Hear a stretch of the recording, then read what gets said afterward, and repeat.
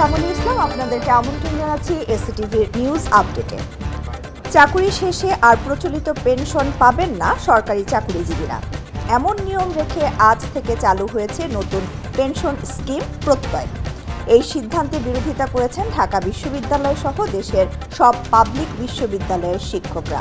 Class ও পরীক্ষা বর্জনের সিদ্ধান্তও নিয়েছেন।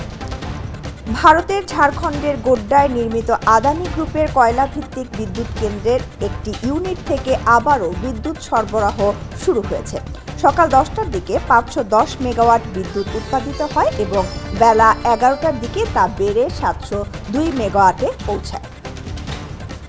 জঙ্গিবাদ দমন ও নির্মূলে বিশ্বে বাংলাদেশ এখন রোল মডেল মন্তব্য করেছেন Dhaka metropolitan police commissioner Habibur Rahman. আর র্যাব মহাপরিচালকের দাবি, সাইবার জগতে তৎপরতা থাকলেও দেশে জঙ্গি উত্থানের আর কোনো সুযোগ নেই। হলি আর্টিজান হামলার 8 বছরে গুলশানের নিহতের স্মরণে এসব কথা বলেন তারা। এ সময় পুলিশ বাহিনীর কোনো ব্যক্তির অপরাধের দায় বাহিনী নেবে না বলেও জানিয়েছে পুলিশ সার্ভিস অ্যাসোসিয়েশন। মৌসুমী বায়ু বাংলাদেশের ওপর সক্রিয় ও উত্তর বঙ্গোপসাগরে প্রবল অবস্থায় অবস্থান করছে। ফলে সারা দেশে আগামী 5 দিন ভারী বৃষ্টিপাত হতে পারে। অধিদপ্তরের আগামী 48 ঘন্টার এক পূর্বাভাসে এই তথ্য জানানো হয়েছে।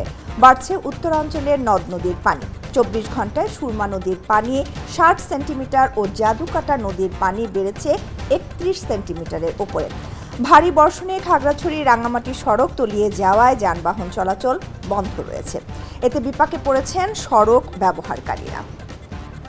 নড়াইলে বজ্রপাতে 3 জনের মৃত্যু হয়েছে। এ সময় আহত হয়েছেন আরও একজন। গেল রাতে সদর উপজেলার কলোরা ইউনিয়নের রামনগরচর এলাকায় শুকর চড়াতে গিয়ে নিহত হন কায়পুত্রারা।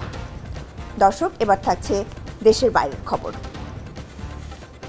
ফ্রান্সে পার্লামেন্ট নির্বাচনের প্রথম ধাপের ভোট গ্রহণ শেষ হয়েছে। ফরাসি প্রেসিডেন্ট ইমানুয়েল ম্যাক্রোর জোটে বড় ধরনের পরাজয় বরণ করতে হতে পারে।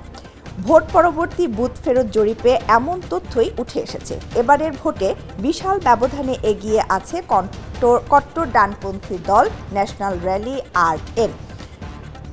ইসোস সহ 4টি সংস্থার বুথ ফেরত জরিপে বলা হয়েছে, প্রথম দফার নির্বাচনে মেরিন লে পেনের দল ন্যাশনাল র্যালি প্রায় 34% ভোট পাবে। অন্যদিকে বামপন্থী নিউ পপুলার ফ্রন্ট জোট প্রায় 29% এবং প্রেসিডেন্ট ইমানুয়েল ম্যাক্রোর মধ্যপন্থী জোট এনসেম্বল অ্যালায়েন্স সর্বনিম্ন 20% ভোট পাবে। এবার জানাবো মাঠে ময়দানের সংবাদ।